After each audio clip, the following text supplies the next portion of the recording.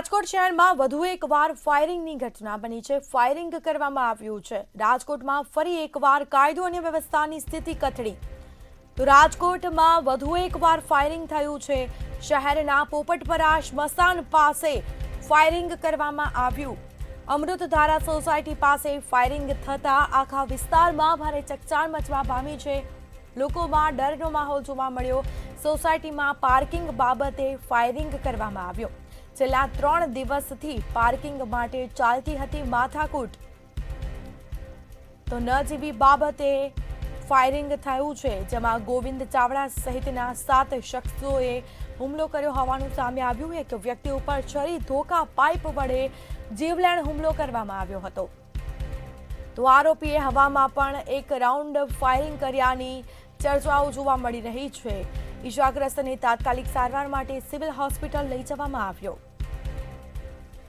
તો આરોપી વિરુદ્ધ કડક કાર્યવાહી કરવાની માંગ કરી છે લોકોએ।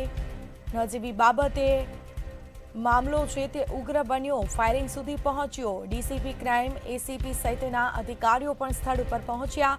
સમગ્ર મામલે તપાસ કરી એક વ્યક્તિ ઉપર છરી અને ધોકા તેમજ પાઇપ વડે હુમલો કરવામાં આવ્યો અને આરોપીએ હવામાં પણ એક રાઉન્ડ ફાયરિંગ કરાયું હોવાનું ચર્ચાઈ રહ્યું છે। લોકોમાં ક્યાંક ડરનો માહોલ જોવા મળ્યો છે। ઇજાગ્રસ્તને હોસ્પિટલ લઈ જવામાં આવ્યો।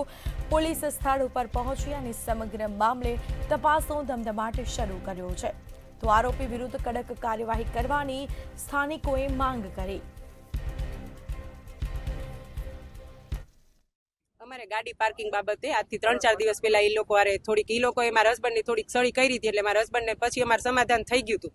પછી સમાધાન કરવા ગયા ને ત્યારે એને મારી છેડતી કરી, તોય અમે સમાધાન એની યારે કરી લીધું હતું। પછી આજે સવારે અમે લોકો બધા બહાર હતા, મારા ભત્રીજાઓ ઘરે એકલા હતા અને એ 2 દિવસથી અમારા ઘર પાસે આટા મારતો હતો। આજ મારા હસબન્ડ એને પૂછવા ગયા કે ભાઈ મારા બહુ ઘરે એકલા હોય ત્યારે તમે અહીંયા કેમ જાઓ છો, તમારે શું કામ છે? તો સીધા એ લોકો એક યારે 15-20 જણા એની ઉપર તૂટી પડ્યા અને પછી એ લોકોએ આકાશમાં ફાયરિંગ કર્યું। મારા ઘરવાળા ભાગી ગયા ને તો હવે શું તમારી માંગણી છે? એક જ કે એ લોકોને સખત સજા મળે। અમારા 2 ઘર ત્યાં અમૃત રેસિડેન્સીમાં છે, તો અમારા આજીવન તો એનાથી બીબીને તો રહેવાશે નહીં। કેટલા લોકોની ઈજા થઈ છે? એકને જ ઈજા થઈ, મારા હસબન્ડ એકને નહીં। જ્યારથી ખાર ખાતા મારા હસબન્ડ એક ઉપર જ ખાર ખાતા હતા। પોલીસે શું પાસે માથાકૂટની ઘટના છે, શું હકીકત છે? સેન્ટ્રલ પોલીસ સ્ટેશન વિસ્તારમાં રેલનગર વિસ્તારમાં અમૃત 3 સોસાયટીમાં સંજયભાઈ રાઠોડ અને જીતુભાઈ ગોવિંદભાઈ ચાવડા 2 પરિવાર વચ્ચે મારામારીની ઘટના સામે આવી છે। હા, પરિવાર દ્વારા ફાયરિંગનો આક્ષેપ કરેલો છે। અત્યાર સુધી પોલીસે સ્થળની પણ વિઝિટ કરી છે અને પ્રાથમિક રીતે અત્યારે ફાયરિંગની કોઈ ઘટના થઈ હોય પુષ્ટિ મળી નથી પ્રાથમિક રીતે। સર, માથાકૂટ થવાનું પ્રાથમિક કારણ કઈ સામે આવ્યું છે?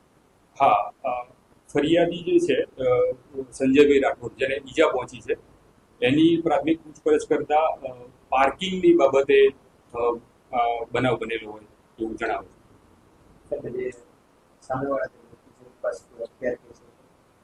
અત્યાર સુધી પ્રાથમિક તપાસમાં નથી બહાર આવ્યું।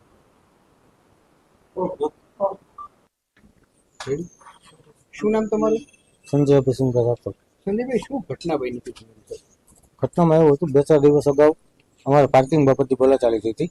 વાતચીત કરવા માટે ઘરનાને મોકલેલા હતા, બરોબર, કે જે કાંઈ હોય એ પૂરું કરી નાખો। તમારા ઘરનાને ગાળો દીધી હતી, બરોબર। એ બાબતે અમારે બોલાચાલી થઈ પછી અમારે રાતે સમાધાન થઈ ગયું, બીજા દિવસે સમાધાન થઈ ગયું। પછી પાછો આજ રોજ હું સમાધાનની વાતચીત કરવા ગયો તો સમાધાનની વાત થઈ ગઈ હતી અને એ લોકો મારી માથે જીવલેણ હુમલો કર્યો। ધોકા, પાઇપ, તલવાર। ફાયરિંગની વાત આવે છે, સાચી વાત છે કે ફાયરિંગની વાત આવે છે, હું નીકળ્યો પછી મારી માથે એ લોકોએ ફાયરિંગ કરેલું છે।